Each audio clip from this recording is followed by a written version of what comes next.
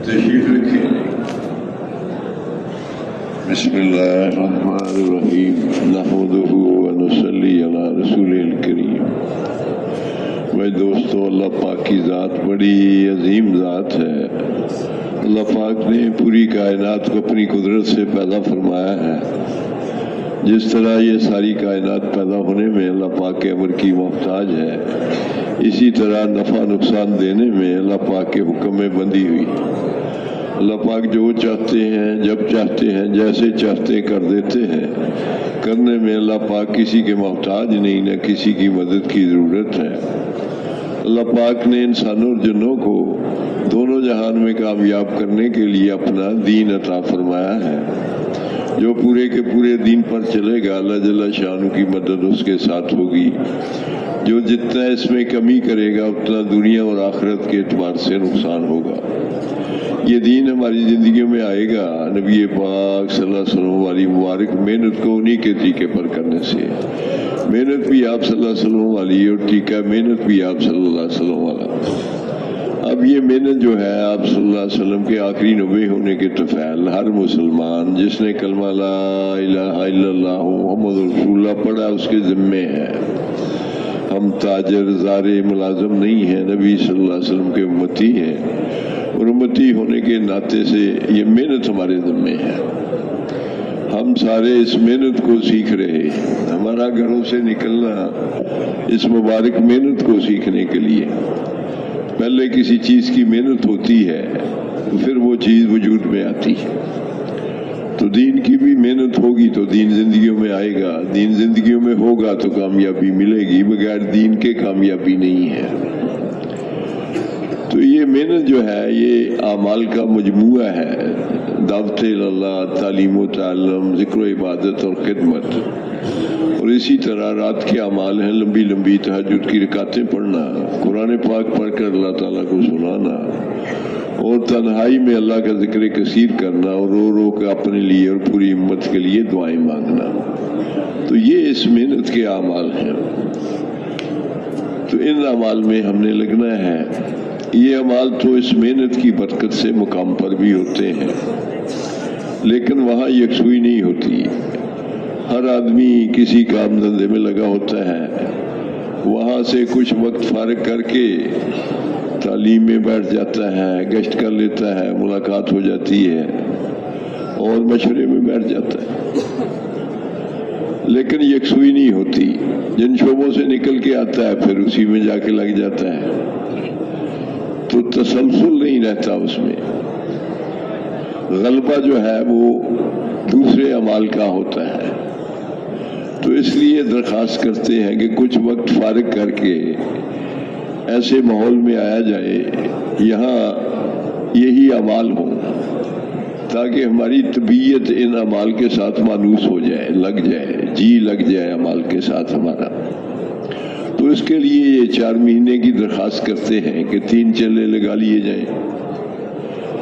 تو اللہ تعالیٰ نے کرم و احسان فرمایا کہ یہ وقت لے کر آ گئے، تو بڑی سعادت کی بات ہے، لیکن یہ نکل آنا کافی نہیں ہے۔ نکلے ہوئے وقت کا صحیح استعمال ہے کہ یہ جو خروج کا وقت ہے یہ ہماری تربیت کا بہترین وقت ہے۔ اس سے ہم فارغ ہو کر آئے ہیں، تو یکسوئی کیسے حاصل ہوگی کہ جن کو چھوڑا ہے ان کا خیال چھوڑ دیں، 4 مہینے کے لیے بھول جائیں۔ بھی بچوں کو چھوڑا ہے ان کا خیال چھوڑ دیں، کاروبار تجارت ملازمت چھوڑی ہے اس کا خیال چھوڑ دیں، اور یکسوئی کے ساتھ ان اعمال میں لگ جائیں۔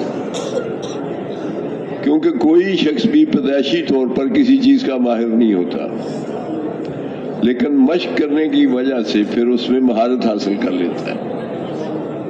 تو ہم نے اپنے آپ کو اس مشق کے لیے اپنے آپ کو ڈالا ہے کہ ہم اعمال نبوی صلی اللہ علیہ وسلم کی مشق کر لیں گے، تاکہ ہماری طبیعت ان اعمال کے ساتھ میل کھا جائے، لگ جائے، یہ طبیعت میں داخل ہو جائے۔ یہ اعمال جو ہے ہماری عادت ثانیہ بن جائے، طبیعت کا جز بن جائے. جس طرح خوراک میری طبی ضرورت ہے، پانی میری طبی ضرورت ہے، نیند میری طبی ضرورت ہے، ان کو کرنے سے مجھے اطمینان راحت ملتی ہے. بین ہی یہ اعمال میری زندگی کا جز بن جائے کہ مجھے چین نہ آئے کہ میرا یہ عمل رہ گیا، یہ عمل رہ گیا، یہ عمل رہ گیا. یعنی اتنا ان اعمال کے ساتھ ہم اللہ کے راستے میں نکل کر مانوس ہو جائیں کہ یہ مال ہم سے چھوٹے نہ. تو عمل مشق کرنے سے یہ چیز حاصل ہو جائے گی. تو اللہ کے راستے میں نکل کر سب سے پہلی جو بات ہم نے کرنی ہے وہ یقینوں کی تبدیلی ہے کہ یہاں سے میں ہوتا ہوا نظر آ رہا، وہاں سے نہیں ہو رہا. کرنے والی اللہ کی ذات ہے. تو اس کا بول ہے لا الہ الا اللہ محمد رسول اللہ. اب لا الہ الا اللہ محمد رسول اللہ میں 4 یقین پائے جاتے ہیں. اللہ سے سب کچھ ہونے کا یقین، اور مخلوق سے اللہ کے امر اور ارادے کے بغیر کچھ نہ ہونے کا یقین. یہ ہمارے دل میں اتر جائے، پختہ ہو جائے، پکا ہو جائے، پتھر پہ لکیر بن جائے. اور کامیابی آپ صلی اللہ علیہ وسلم کے مبارک اور نورانی ٹیکوں پر چل کر ہے، اس سے ہٹ کر ناکامی ہے. یہ بھی ہمارا دل مان لے، دل کا وجدان بن جائے. اب اس کے لیے کیا کرنا ہوگا؟ یقین کا محل زبان نہیں ہے، دل ہے. دل میں اتری ہوئی بات کو یقین کہتے ہیں. اور دل کے بارے میں آپ صلی اللہ علیہ وسلم کا فرمان ہے جس کا مفہوم ہے کہ تمہارے جسم میں خون کا لوتھڑا ہے، اگر وہ درست ہو گیا تو تمہارا جسم صحیح چلے گا، اگر وہ بگڑ گیا تو تمہارا جسم بگڑا ہوا چلے گا. پھر فرمایا خبردار جان لو کہ وہ تمہارا دل ہے، خوب غور سے سن لو کہ وہ تمہارا دل ہے، خبردار جان لو کہ وہ تمہارا دل ہے. اب دل جسم کا بادشاہ ہے، تو جو دل میں آتا ہے وہ اس پہ عمل کرتا ہے. اب دل کو 4 راستے جاتے ہیں، ایک بولنے کا، ایک سننے کا، ایک دیکھنے کا، ایک سوچنے کا. کیوں دل یہ چاروں کام نہیں کرتا؟ اس میں یہ 4 راستے جو دل کو جاتے ہیں، اس کو یوں بھی سمجھا جا سکتا ہے کہ جیسے ایک تالاب ہے، اس میں 4 نالیاں پانی کی پڑتی ہیں. جیسا پانی نالیوں سے آئے گا ویسا پانی تالاب میں جمع ہوگا. اگر نالیوں کے ذریعے جو پانی آ رہا ہے صاف اور شفاف ہے تو تالاب میں صاف اور شفاف پانی جمع ہوگا. اگر نالیوں سے آنے والا پانی گدلا ہے تو اسی مناسبت سے پانی گدلا ہوگا. یہ نہیں ہوگا کہ پانی تو گدلا آ رہا ہے تالاب میں صاف ہو رہا ہے، ایسی نہیں ہے. جیسا آئے گا ویسا ہوگا. بیان ہی دل کی مثال ہے. جو ہم بولتے ہیں اس کا اثر دل لیتا ہے، جو سنتے ہیں وہ دل میں جاتا ہے، جس نگاہ سے دیکھتے ہیں وہ دل میں اترتی ہے، جو سوچتے ہیں وہ دل میں جاتا ہے. تو یہ 4 راستے ہیں، ان کو ہم نے پابند کرنا ہے اس بات کا کہ اللہ سے ہوتا ہے، اللہ کے غیر سے نہیں ہوتا. اللہ کرتے ہیں اپنی قدرت سے کرتے ہیں، اور کرنے میں کسی کے محتاج نہیں.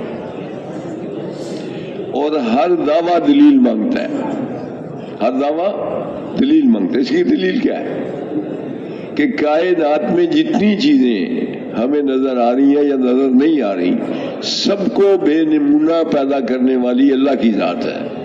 کسی چیز کا کوئی نمونہ نہیں تھا، سب کو اللہ پاک نے اپنی قدرت سے پیدا فرمایا. ساری کائنات کی ساری چیزیں بنانے کے بعد اپنے دستے قدرت سے آدم علیہ السلام کو بنایا، اور پھر ان کی بائیں پسلی سے حوا علیہ السلام کو نکالا. اس سے پھر آگے اولاد کا سلسلہ جاری فرمایا. اللہ کرتے ہیں اپنی قدرت سے کرتے ہیں، اور کرنے میں کسی کے محتاج نہیں. ابراہیم علیہ السلام کو آگ میں ڈالا گیا. وقت کا بادشاہ یہ چاہ رہا ہے کہ ابراہیم علیہ السلام جل جائیں، بلکہ اس وقت کے جتنے بھی لوگ ہیں ان کی بھی یہی تمنا ہے کہ علیہ السلام کو جلا دیا جائے، لیکن اللہ تعالیٰ نہیں چاہ رہے، تو اللہ تعالیٰ نے ان کی حفاظت فرمائی ہے۔ آگ نے ابراہیم علیہ السلام کو نہیں جلایا، آگ جل رہی ہے، اس کے شعلے آسمان سے باتیں کر رہے ہیں، ابراہیم علیہ السلام مزے میں ہیں، آگ جل رہی ہے، اس کے شعلے آسمان سے باتیں کر رہے ہیں، لیکن ابراہیم علیہ السلام مزے میں ہیں۔ وہ رسی جس سے ابراہیم علیہ السلام کو باندھا گیا جل گئی، لیکن ابراہیم علیہ السلام کے بال کو تپش بھی نہ گئی۔ یہ ہے لا الہ الا اللہ۔ وہ ہوا جو اللہ تعالیٰ نے چاہا، جو وقت کے بادشاہ نے چاہا وہ نہیں ہوا۔ مریم علیہ السلام کو اللہ تعالیٰ نے بغیر خاوند کے عیسیٰ علیہ السلام عطا فرما دی۔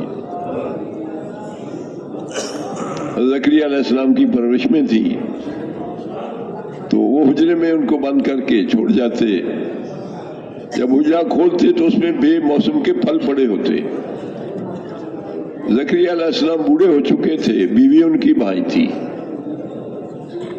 اولاد نہیں ہو سکتی ان کو، تو انہوں نے جب دیکھا کہ مریم علیہ السلام کو بغیر موسم کے پھل مل رہے ہیں یہاں، تو اللہ قادر ہے، مجھے بھی بغیر موسم کے پھل دے دے۔ انہوں نے دعا کی، یا اللہ مجھے بھی وارث عطا فرما۔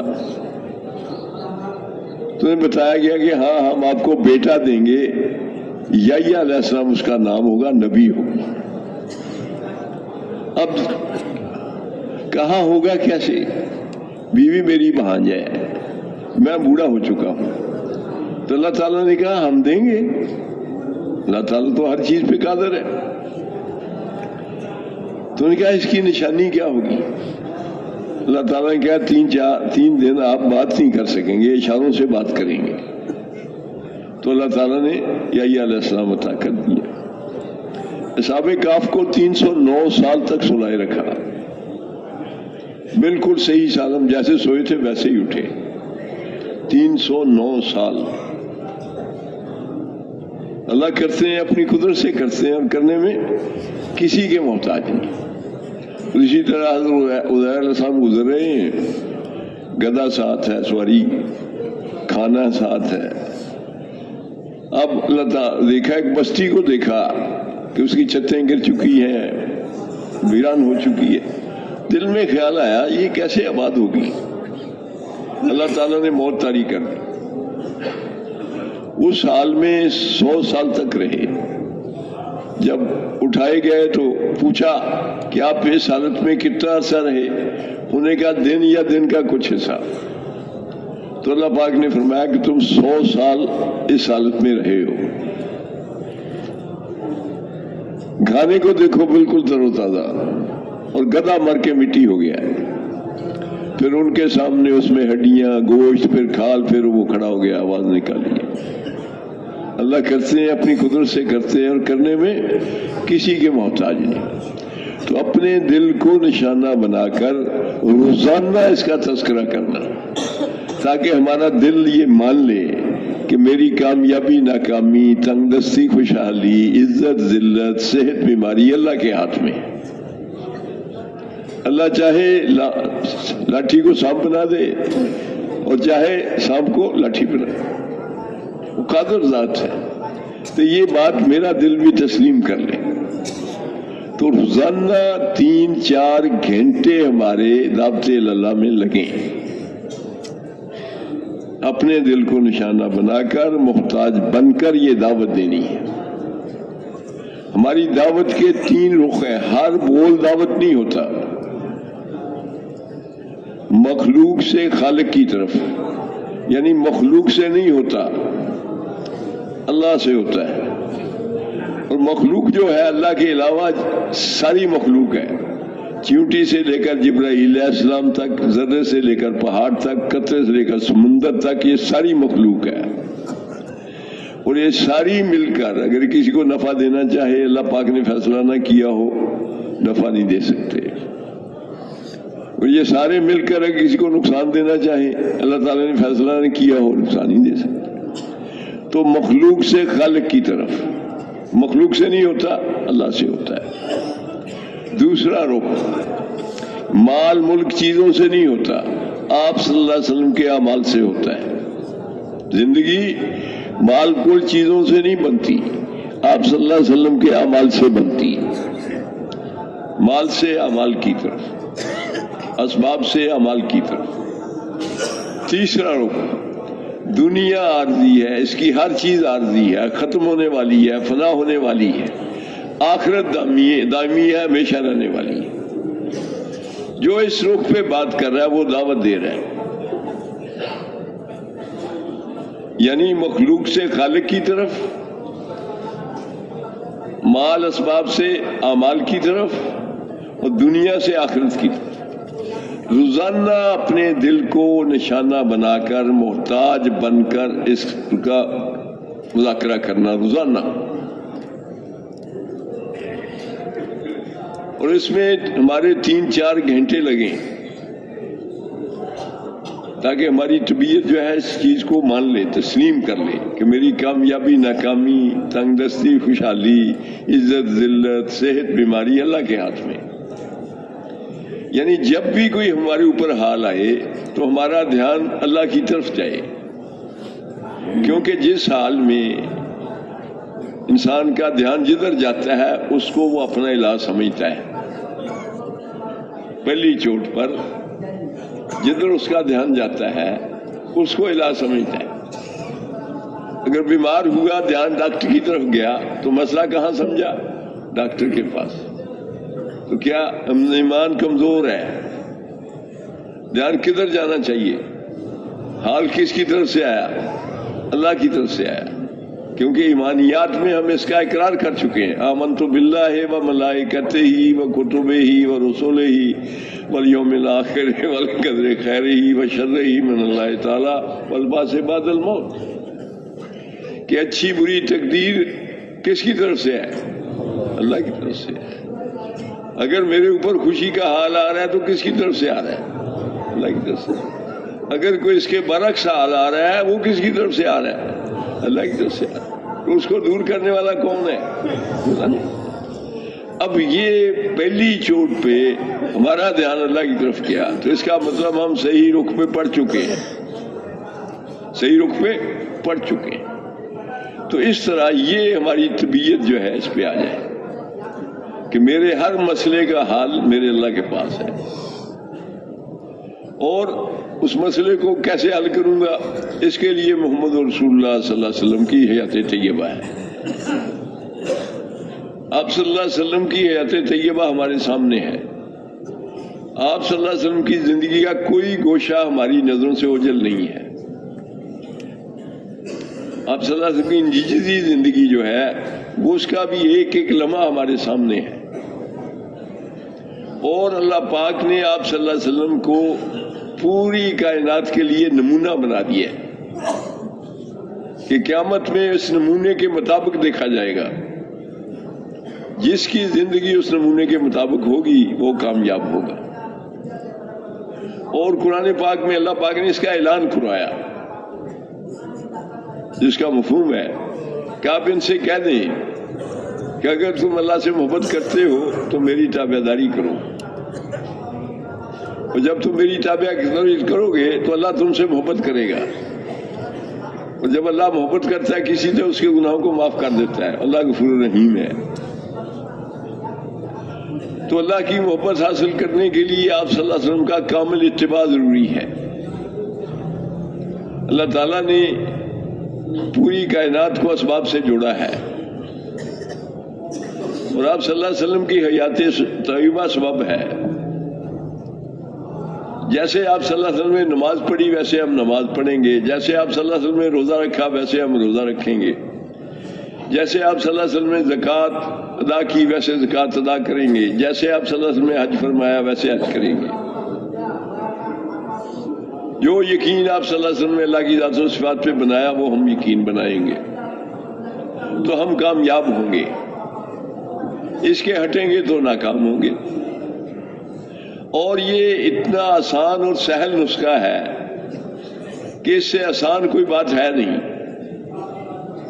پورے دین پہ چلنا بہت آسان ہے، کیونکہ اس کے لیے باہر کی کسی چیز کی ضرورت نہیں ہے۔ اللہ پاک نے سب کو یہ وجود عطا فرمایا ہے، سب کے پاس یہ وجود ہے۔ آدم علیہ السلام سے لے کر قیامت تک آنے والے انسان اسی وجود میں پیدا ہوگا، ہوا ہے، ہوگا، اور وقت بھی ایک جیسا دیا ہے۔ سب کے پاس 24 گھنٹے ہیں۔ آدم علیہ السلام سے لے کر قیامت تک آخری انسان اسی وجود میں پیدا ہوگا، اتنا ہی وقت لے کر پیدا ہوگا۔ ہم سب کے پاس بھی وہی وجود ہے، وہی 24 گھنٹے ہیں۔ کوئی اگر تاجر ہے یا کوئی ادارے ہے، کوئی ملازم ہے، بادشاہ ہے، فقیر ہے، مزدور ہے، مل کا مالک ہے، اس کو یہی وجود دیا ہے، یہی 24 گھنٹے ہیں۔ سب کے پاس یہی ہے، اور سب کی ضرورتیں ایک ہی جیسی ہیں، اس میں بھی کوئی استثناء نہیں ہے۔ سب کو پیٹ بھر کے روٹی چاہیے، بستر کی جگہ چاہیے، سواری چاہیے، بیوی چاہیے، عورت کو خاوند چاہیے، یہی ضرورتیں ہیں 5۔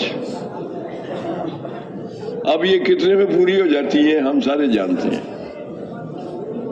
بڑے تھوڑے سے ذرائع سے یہ پوری ہو سکتی ہے۔ لباس ہے،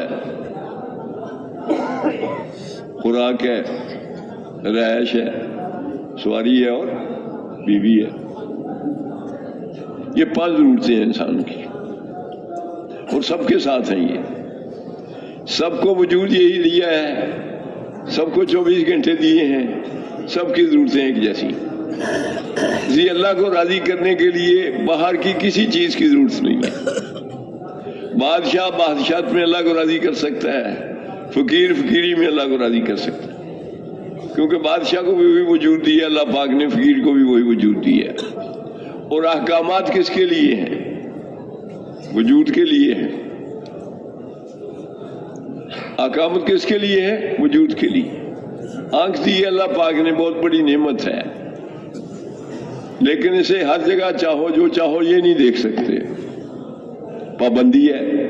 اس کو دیکھنا ہے، اس کو نہیں دیکھنا، یہاں دیکھنا ہے، یہاں نہیں دیکھنا۔ کان دیے اللہ کی بہت بڑی نعمت ہے، یہ سننا ہے، یہ نہیں سننا، یہ کھانا ہے، یہ نہیں کھانا، یہ بولنا ہے، یہ نہیں بولنا، یہاں جانا ہے، یہ یہاں نہیں جانا، یہ پکڑنا ہے، یہ نہیں پکڑنا، یہ سوچنا ہے، یہ نہیں سوچنا۔ اب سب کے پاس یہ چیزیں ہیں، کہ وہ بادشاہ یا فقیر ہے، تو عمل کرنے میں برابر ہوئے یا نہیں؟ تو اللہ کو راضی کرنے کے لیے باہر کی کسی چیز کی ضرورت نہیں ہے۔ ہر آدمی کو خود کفیل بنایا اللہ پاک نے، وہ کسی حال میں ہے، یہ چیزیں اس کے پاس موجود ہیں۔ اب ان کو استعمال کرنا ہے جیسے آپ صلی اللہ علیہ وسلم نے استعمال کیا ہے۔ نماز کے وقت میں نماز پڑھیں گے، روزوں کے وقت میں روزہ رکھیں گے، سونے کے وقت میں سوئیں گے، کیسے سوئیں گے؟ جیسے آپ صلی اللہ علیہ وسلم نے آرام فرمایا۔ کھانے کے وقت میں کھائیں گے، کیسے کھائیں گے؟ جیسے آپ صلی اللہ علیہ وسلم نے کھایا۔ پینے کے وقت میں پیئیں گے، کیسے پیئیں گے؟ جیسے آپ صلی اللہ علیہ وسلم نے پیا۔ یعنی پوری 24 گھنٹے کی زندگی ترتیب نبوی صلی اللہ علیہ وسلم پر آ جائے، ہر معاملے میں۔ جس طرح نماز ہے، روزہ ہے، حج ہے، زکوٰۃ ہے، گھر میں جانا ہے، گھر سے نکلنا ہے، شادی ہے، غمی ہے، خوشی ہے،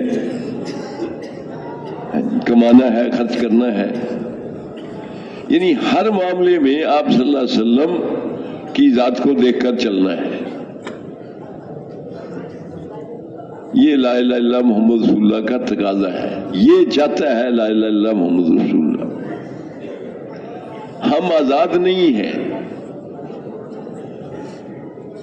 تو یہ کہا گیا ہے کہ مسلمان کے لیے دنیا قید خانہ ہے اور کافروں کے لیے جنت ہے۔ مسلمانوں کے لیے یہ قید خانہ ہے، قید خانے میں آدمی آزاد نہیں ہوتا، پابند ہوتا ہے. کھانے پینے میں بھی بول و براز کرنے تک پابند ہے وہ، حالانکہ ایسی ضرورت ہے لیکن پابند ہے. بین ہی ہم 24 گھنٹے پابند ہیں. تو آپ صلی اللہ علیہ وسلم کی اطاعت والی زندگی اختیار کرنی ہے. تو یہ پہلی محنت ہے کہ دل کا یقین درست ہو جائے اور جسم سے نکلنے والے اعمال آپ صلی اللہ علیہ وسلم کے اعمال سے میل کھاتے چلے جائیں. اور یہ اتنا آسان اور سہل کام ہے کہ اس سے آسان اور سہل کوئی چیز ہے نہیں. کھانا ہماری طبی ضرورت ہے، اللہ پاک نے کہا کھاؤ. پینا ہماری طبی ضرورت ہے، اللہ پاک نے کہا پیو. سونے کے لیے اللہ پاک نے رات بنائی ہے اور معاش کے لیے اللہ پاک نے دن بنایا ہے. آج کم قسمتی سے دین کی محنت نہ ہونے کی وجہ سے ہم صرف نماز روزے کو ہی دین سمجھتے ہیں، حالانکہ 24 گھنٹے کی زندگی نبی صلی اللہ علیہ وسلم کے طریقے پہ گزارنا دین ہے. نماز جیسا حکم جو ایمان کے بعد سب سے پہلا حکم ہے، اگر نبی صلی اللہ علیہ وسلم کے طریقے پر ہے تو عبادت ہے، اگر اس سے ہٹا ہوا ہے تو کچھ اور ہی ہے، عبادت نہیں ہے. نماز جیسا حکم اگر نبی صلی اللہ علیہ وسلم کے طریقے سے ہٹا ہوا ہے تو عبادت نہیں ہے. تو عبادت کا جو سادہ سا مفہوم سمجھ میں آتا ہے وہ یہی ہے کہ اللہ کے حکم کو نبی صلی اللہ علیہ وسلم کے طریقے پہ پورا کرنا عبادت ہے. وہ نماز میں ہو، روزے میں ہو، حج میں ہو، زکوٰۃ میں ہو، کھانے پینے سونے میں ہو، لباس کے پہننے اتارنے میں ہو، گھر میں جانے گھر سے نکلنے میں ہو، شادی بیاہ غمی خوشی میں ہو. ہر معاملے میں آپ صلی اللہ علیہ وسلم کو دیکھ کر چلنا. آپ صلی اللہ علیہ وسلم ہماری پوری زندگی کے امام ہیں. جس طرح نماز میں ہم امام کے پیچھے ہوتے ہیں، امام رکوع میں ہم رکوع میں ہیں، امام قیام میں ہم قیام میں ہیں، امام سجدے میں ہم سجدے میں ہیں، امام کعبے میں ہم قعدے میں ہیں. بین ہی آپ صلی اللہ علیہ وسلم ہماری پوری زندگی کے امام ہیں. ہمیں معلوم کرنا ہے، کوئی بھی عمل کرنا آپ صلی اللہ علیہ وسلم نے کیسے کیا ویسے کر لیں گے تو ہم عبادت کر رہے ہیں. مسلمان کی 24 گھنٹے کی زندگی عبادت ہے. وہ اس کو دیکھ کر چلے گا کہ اس معاملے میں اللہ کا کیا حکم ہے. کھانا اللہ کا حکم ہے، اس کو نبی صلی اللہ علیہ وسلم کے طریقے پہ کھاؤں گا تو یہ عبادت بنے گا. سونا اللہ کا حکم ہے، اس کو نبی صلی اللہ علیہ وسلم کے طریقے پہ کروں گا تو یہ عبادت بنے گا. تو یہ 24 گھنٹے کے ہمارے معمولات اس پہ آ جائیں. اللہ کے راستے میں نکل کر یہ 4 مہینے اس کی ہم مشق کرتے ہیں. یہی کرتے ہیں یا کیا اور کرتے ہیں؟ مسجد میں داخل ہونا ہے دائیں پاؤں سے داخل ہونا ہے، مسجد سے نکلنا ہے بائیں پاؤں سے نکلنا ہے، جوتا اتارنا ہے بائیں پاؤں سے اتارنا ہے، جوتا پہننا ہے دائیں پاؤں سے پہننا ہے، بیت الخلاء میں جانا ہے بائیں پاؤں سے جانا ہے، بیت الخلاء سے نکلنا ہے دائیں پاؤں سے نکلنا ہے، گھر میں جانا ہے بائیں پاؤں سے جانا ہے، گھر سے نکلنا ہے جی بائیں پاؤں سے نکلنا ہے. یعنی یہ معمولات ہیں روزانہ کے. اس کی اتنی مشق کر لینی ہے کہ ہماری طبیعتیں اس سے ہٹے نہ. ہمارا قدم کبھی غلط مسجد میں نہ پڑے، کبھی غلط قدم مسجد سے باہر نہ نکلے. ایک ایک سنت کا زندہ کرنا 100 شہیدوں کا ثواب لاتا ہے. جب سنتوں پہ عمل نہ کیا جا رہا ہو، میٹھی سنتوں کو زندہ کرنا، تو 100 شہیدوں کا ثواب ملتا ہے. کبھی غور کریں اس پہ. اب مسجد میں داخل ہو رہے ہیں تو پہلی سنت یہ ہوگی کہ ہم نے جوتا اتارنا ہے تو بائیں پاؤں سے اتاریں. بائیں پاؤں سے جوتا اتارنا سنت ہے، اور پھر دایاں پاؤں مسجد میں رکھنا سنت ہے. تو جوتا پہلے کس پاؤں سے اتاریں گے؟ بائیں پاؤں سے. اور مسجد میں کون سا پاؤں رکھیں گے؟ دایاں پاؤں. 2 सुन्नतें जिंदा हुई या नहीं? फिर हम बिस्मिल्लाह पढ़ेंगे, फिर दुरूद शरीफ पढ़ेंगे, फिर दुआ पढ़ेंगे, फिर एतकाफ की नीयत कर लेंगे, नफली एतकाफ की नीयत। अब ये कितनी सुन्नतें जिंदा हुई? सिर्फ मैं एक दाखिले के लिए है, बाएं पांव से जूता उतारा, फिर दाएं पांव से उतारा, फिर बिस्मिल्लाह पढ़ी, फिर उसे मस्जिद में रखा, फिर बिस्मिल्लाह पढ़ी एक सुन्नत, फिर दुरूद शरीफ पढ़ा दूसरी सुन्नत, फिर दुआ पढ़ी तीसरी सुन्नत, फिर इत्काफ की नीयत की चौथी सुन्नत। यानी हर मामले में सुन्नत ही सुन्नत, सुन्नत का जिंदा करना क्या? खुद अमल करना, दूसरों को इस पे लगाना। तो ये सुन्नत के मुताबिक जिंदगी हमारी आ जाए, तो ये ला इलाहा इल्लल्लाह मुहम्मद रसूलुल्लाह का तकाजा है। और नमाज जो है इसकी अमली मश्क है। नमाज में हम अपने पूरे वजूद को इस्तेमाल करते हैं। क्या ख्याल है, सारा वजूद इस्तेमाल होता है या नहीं? तो अगर नमाज में हम अपने वजूद को सही इस्तेमाल कर लेंगे तो ये नमाज के बाहर भी सही इस्तेमाल होगा। अगर हमारे हाथ नमाज में पाबंद हैं तो दुकान पर भी, खेती बाड़ी में, मुलाजमत में भी पाबंद होंगे।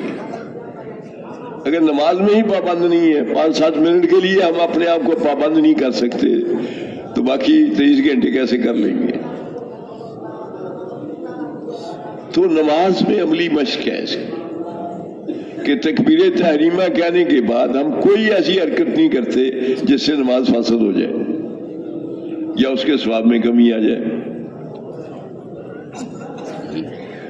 तो दूसरी मेहनत नमाजों की मेहनत है कि हम अपने वजूद को पाबंद कर लें। नमाज में अगर आंख सही देखती है तो बाहर भी सही देखेगी। नमाज में ज़हन सही सोचता है, बाहर भी सही सोचेगा। नमाज में आंख सही जगह है तो बाहर भी सही जगह होगी। हाथ अगर नमाज में सही इस्तेमाल होंगे, बाहर भी सही इस्तेमाल होंगे। अगर 5-7 मिनट तक हम अपने जिस्म को पाबंद नहीं कर पाते तो बाकी कैसे कर लेंगे? हम आयशा रज़ी की वालदा उम्मे रुमान रज़ी अल्लाह ताला अन्हा फरमाती हैं, जिसका मफ़हूम है कि मैं एक दिन नमाज पढ़ रही थी, नमाज में इधर उधर झुकने लगी। अबू बकर रज़ी अल्लाह ताला ने देख लिया, वो मुझे इस जोर से डांटा कि मैं डर की वजह से नमाज तोड़ने के करीब हो गई। फिर उन्होंने फरमाया कि मैंने आप सल्लल्लाहु अलैहि वसल्लम से सुना है कि जब भी कोई नमाज में खड़ा हो तो नमाज में अपने पूरे वजूद को सुकून से रखे, यहूद की तरह हिले नहीं। अपने पूरे वजूद को सुकून से रखना नमाज के पूरा होने का जुज है, नमाज के पूरा होने का जुज है। आप सल्लल्लाहु अलैहि वसल्लम फरमाया, जिसका मफ़हूम है कि एक आदमी को देखा कि वो नमाज में दाढ़ी पे हाथ फेर रहा है, तो आप सल्लल्लाहु अलैहि वसल्लम ने फरमाया कि अगर इसके दिल में खुशू होता तो इसके अज़ा में सुकून होता, इसके अज़ा में सुकून होता। तो नमाज ऐसे पढ़ी जाए जैसे आप सल्लल्लाहु अलैहि वसल्लम ने फरमाया कि नमाज पढ़ो जैसे मुझे पढ़ता हुआ देखते हो। तो अपनी नमाजों पे मेहनत करना, ध्यान जमाने की मशक करना। तकबीर तहरीमा कहा, मैं कितनी देर नमाज में हूं, मेरा ख्याल है तो उधर नहीं हुआ। इसकी मशक करेंगे, एक वक्त आएगा कि हम पूरा वक्त नमाज में होंगे। कम से कम हमें हर रुकन में ये ख्याल आए कि मैं अल्लाह के सामने हूं, इस वक्त हाथ बांध के अल्लाह के सामने खड़ा हूं, मैं अल्लाह के सामने अब झुका हुआ हूं, रुकू में हूं। मैंने अपने आप को अल्लाह की लिए झुका दिया है। अब मैं सजदे में हूं, मैंने अपना कदम, अपना सर जो है आप अल्लाह के कदमों में रख दिया है और अल्लाह की अजमत की बड़ाई का बोल रहा हूं, सुभान रब्बी अल्लाह, और रुकू में सुभान रब्बी अज़ीम। तो पहले अकड़ना जो है, खड़ा होना जो है तकब्बर की अलामत है। तवाज़ो, नमाज में तवाज़ो आएगी कि अपने वजूद को झुका दिया, फिर हत्ता कि अपने नाक, कान, आंखों को कहाँ रख दिया? जमीन पे, अल्लाह के सामने रख दिया। تو 3 پابندیاں ہیں. ہاتھوں پہ پابندی ہے. اب باندھ لیے ہیں تو اب رکوع میں یہ گھٹنوں پہ جائیں گے اور سجدے میں زمین پہ رکھے جائیں گے, قاعدے میں رانوں پہ رکھے جائیں گے, اور اس سے کوئی حرکت نہیں ہوگی. یہ ہاتھوں کی پابندی. آنکھیں سجدے کی جگہ, قیام میں, رکوع میں پاؤں پر, سجدے میں ناک پر, اور تشہد میں گود میں. اس کے علاوہ کہیں نہیں دیکھنا. یہ آنکھوں کی پابندی ہے. ذہن کی پابندی کہ اللہ کے سامنے کھڑا ہوں, اب اللہ کے سامنے جھکا ہوا ہوں, اب میں نے سر اللہ کے سامنے رکھ دیا. تو اس کیفیت سے نماز پڑھیں اور اس کی مشق کریں تو معاملہ درست ہوتا چلا جائے گا. مشکل نہیں ہے, بس مشکل بنا لیا گیا ہے. محنت کر لیں گے تو انشاءاللہ اللہ تعالیٰ آسان فرما دیں گے. اور پھر اس کی فضیلت کتنی ہے, یعنی فضائل نماز میں حدیث مبارکہ لکھی ہوئی ہے جس کا مفہوم ہے, جو شخص 40 دن اخلاص کے ساتھ ایسی طرح نماز پڑھے کہ اس کی تکبیر اللہ فوت نہ ہو تو اس کو 2 پروانے ملتے ہیں. ایک جہنم سے چھٹکارے کا, دوسرا نفاق سے بری ہونے کا. کہ ایک جہنم میں نہیں جائے گا, دوسرا منافق بھی نہیں ہوگا. اب کتنا وقت ہے؟ صرف 40 دن. اور کرنا کیا ہے کہ امام صاحب نے اللہ اکبر کہا, میں بھی نماز میں شامل تھا. اب یہ اللہ کے راستے میں نکل کر اس سے آسان کوئی موقع ہے؟ کئی لوگوں نے تو ماشاءاللہ حاصل کر لی ہوگی یہ فضیلت. اگر نہیں کی تو ہم عزم کر لیں اس کا کہ میں گھر جانے سے پہلے یہ کم از کم 40 دن یہ 2 پروانے تو لے لوں اللہ سے. کیا خیال ہے؟ ارادہ ہے؟ ہاں, ہر شخص عزم کرے. سلسلہ ٹوٹے پھر شروع کر لے, پھر ٹوٹے پھر شروع کر لے, لگا رہے. کر پالے گا, کامیاب ہوگا. نہیں ہوا تو ان میں حشر ہو جائے گا. اللہ بڑے کریم ہے, مہربان ہے کہ جب انسان کسی عمل کو شروع کرتا ہے, زندگی وفا نہیں کرتی تو اللہ تعالیٰ اس میں اٹھاتے ہیں. کوئی بچہ حفظ کے لیے بیٹھا, پہلی تختی پڑھی, انتقال کر گیا, اللہ تعالیٰ حفاظ میں اٹھائیں گے. اللہ بڑے کریم ہے, بہت مہربان ہے. اللہ پاک خود فرماتا ہے, بندے مجھے تمہیں عذاب دے کر کیا ملے گا؟ تم مجھ پہ ایمان لے آؤ, میرا شکر ادا کرو, میں تمہیں بخش دوں گا. ایک فرض ہے, بندے تجھے میرے بارے میں کس نے غفلت میں ڈالا ہوا ہے؟ میں نے کیا نہیں دیا تمہیں؟ یہ ساری چیزیں جو ہم لے کر چل رہے ہیں یہ کس نے دی ہیں؟ ہماری جو زبان بول رہی ہے, آنکھ دیکھ رہی ہے, کان سن رہے ہیں, ہاں جی, پاؤں چل رہے ہیں, ہاتھ حرکت کر رہے ہیں, یہ کس کے حکم سے کر رہے ہیں؟ اللہ کے حکم سے کر رہے ہیں. تو اللہ اتنے مہربان, اتنے کریم, اب اس کی اطاعت نہ کی جائے. اللہ تعالیٰ نے کیا نہیں دیا ہمیں؟ ماں باپ دیے, بہن بھائی دیے, سب کو دیے.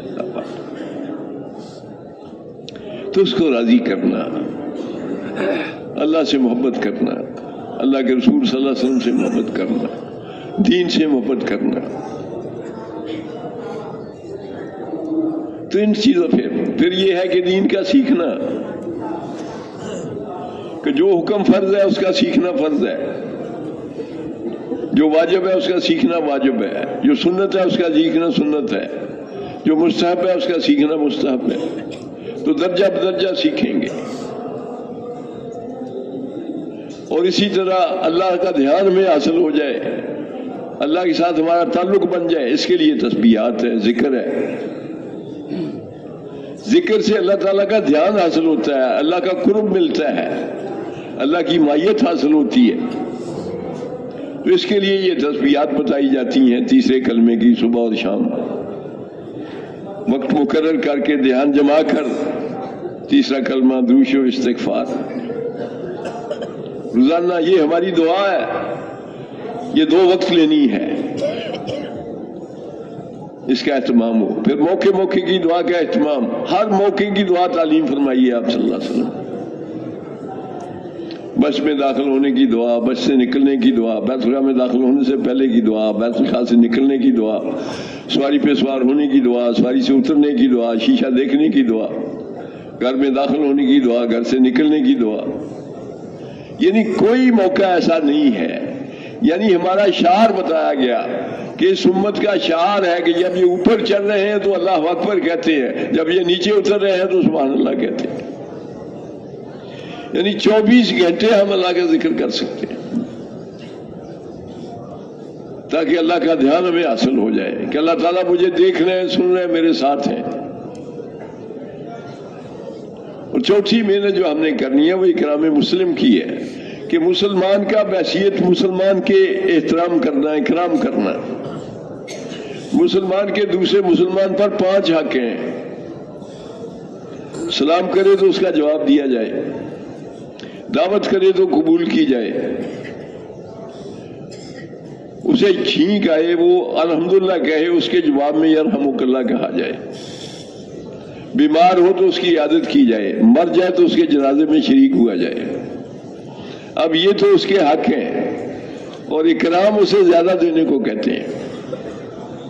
یعنی ہمارے اندر سے لینے کا جذبہ ختم ہو جائے، دینے کا جذبہ پیدا ہو جائے کہ ہم نے لینا کسی سے کچھ نہیں، دینا ہی ہے. اور 5ویں محنت